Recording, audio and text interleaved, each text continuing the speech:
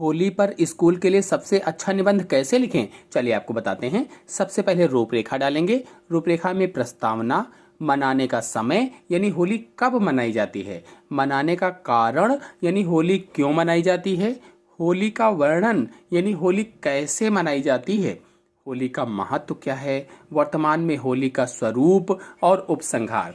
फिर पहली हेडिंग डालेंगे प्रस्तावना और लिखेंगे होली हिंदुओं का एक प्रमुख त्योहार है।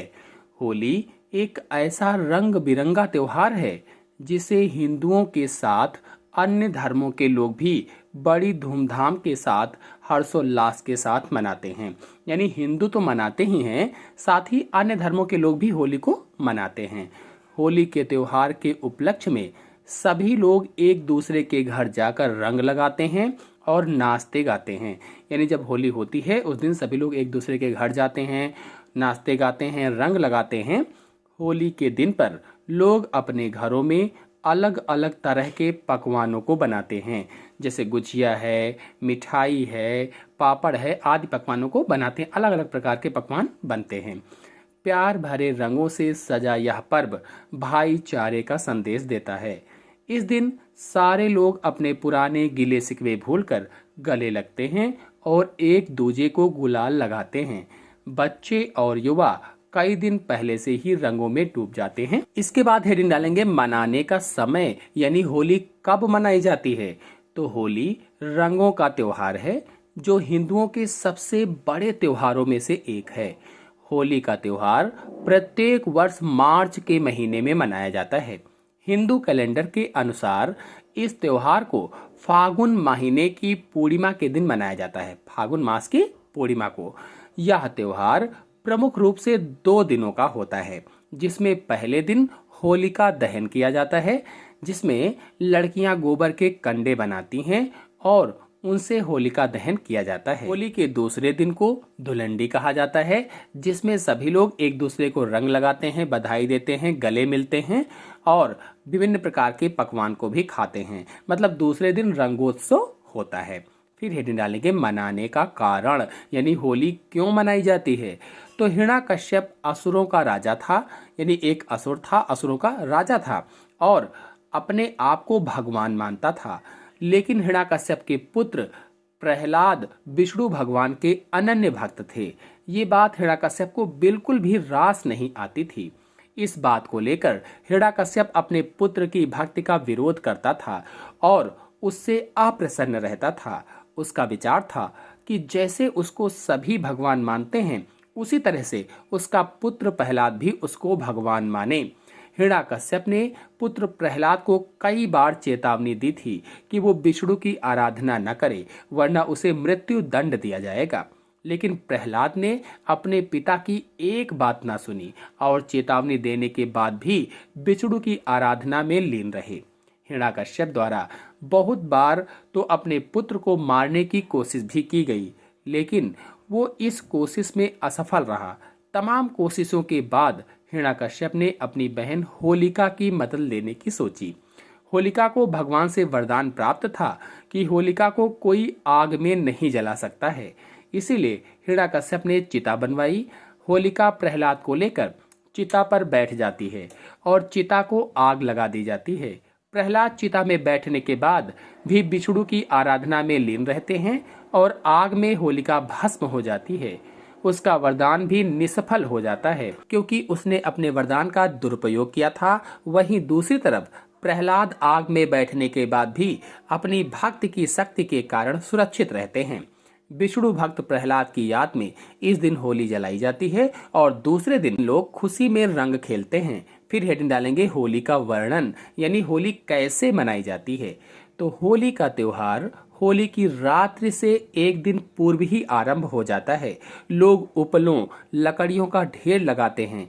फिर शुभ घड़ी में इस ढेर यानी होलिका में आग लगा दी जाती है। उस ढेर को क्या कहा जाता है? होलिका कहा जाता है और उसी में आग लगा दी जाती है।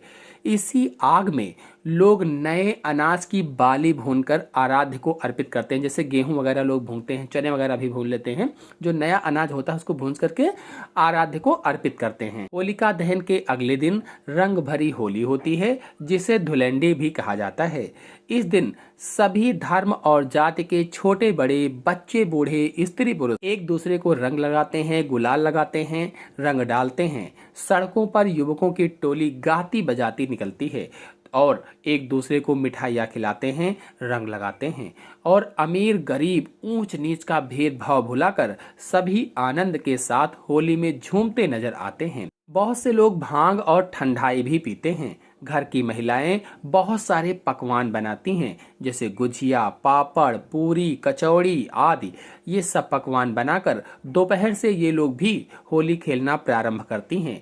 वही बच्चे सुबह उठने के साथ ही उत्साह के साथ होली खेलने के लिए मैदान में आ जाते हैं।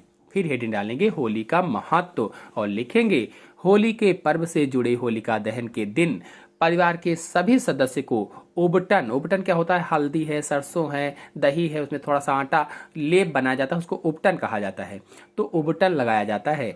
ऐसी मान्यता है कि उस दिन उबटन लगाने से व्यक्ति के सभी रोग दूर हो जाते हैं। वह गांव के सभी घरों से एक एक लकड़ी होलिका में जलाने के लिए दी जाती है।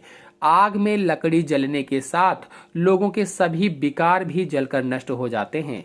होली के कोलाहल यानी शोर में शत्रु के भी गले से लग जाने पर सभी अपना बड़ा दिल करके आपसी दुश्मनी को भूल जाते हैं। फिर हेडिंग डालेंगे वर्तमान में होली का स्वरूप और लिखेंगे वर्तमान में होली का रूप बदलता जा रहा है, क्योंकि युवा लोग इसके महत्व को न समझकर नशे के त्योहार के रूप में देख रहे हैं। आजकल के युवा होली के दिन तरह तरह का नशा करते हैं और बैठे रहते हैं। कुछ लोगों को तो इसे गंभीर नुकसान भी हो जाते हैं। इस दिन अब युवाओं में लड़ाई झगड़ा तो आम बात हो गई है। होली के त्योहार पर दुश्मनी भुलाने की जगह अब दुश्मनी बढ़ाने में लगे हैं लोग। आजकल युवा लोग रंग की जगह गोबर, नाली का पानी, पके रंगों का इस्तेमाल करते हैं, जो कि होली की शोभा को धूमिल करते हैं। यह सब चीजें होली के त्योहार की छवि को खराब कर रही हैं। हमें लोगों को जागरूक करना होगा। फिर हेडिंग डालेंगे उपसंहार और लिखेंगे होली का त्योहार बुराई पर अच्छाई की विजय का प्रतीक माना जाता है। इस त्योहार से सीख लेते हुए हमें अपनी बुराइयों को छोड़ते हुए अच्छाइयों को अपनाना चाहिए। यह एक ऐसा त्योहार है जो हर धर्म, संप्रदाय, जाति के बंधन की सीमा से परे जाकर लोगों को भाईचारे का संदेश देता है। इस दिन सारे लोग अपने पूरे गिले शिकवे भूलकर गले मिलते हैं, रंग लगाते हैं।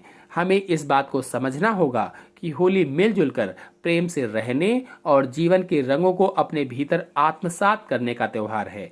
वर्तमान में भटके हुए युवाओं को हमें इस त्योहार के महत्व और विशेषताओं के बारे में बताना चाहिए, ताकि उनके विचार बदलें और हमारे इस सौहार्दपूर्ण त्योहार की छवि बनी रहे।